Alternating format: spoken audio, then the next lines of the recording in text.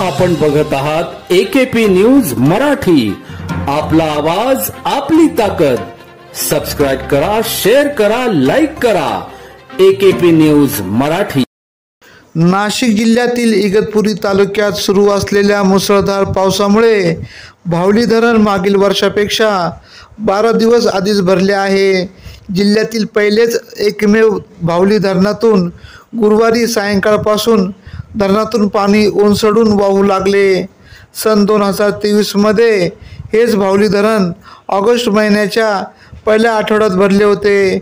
यंदा मान्सूनला लवकर सुरुवात झाल्याने भावली धरण भरले आहे।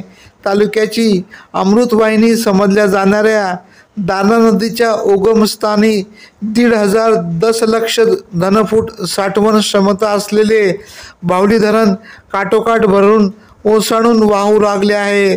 दरम्यान तालुक्यामधून बरसणाऱ्या पावसाने कालपासून चांगलाच जोर धरल्याने इतर धरणाची साठ्यातही भरीव वाढ झाली आहे। अनेक दिवसापासून सुरू असलेल्या पावसामुळे तालुक्यातील भावली, भाम, मुखेने, वैतरणा, दारणा, कडवा व बाकी या धरण साठ्यात समाधानकारक वाढ होत आहे। दरम्यान आतापर्यंत इगतपुरी तालुक्यात 1198 मिलीमीटर पावसाची नोंद झाली आहे। एकेपी न्यूजसाठी विशेष प्रतिनिधी भागीरथ आतकरी, इगतपुरी, नाशिक।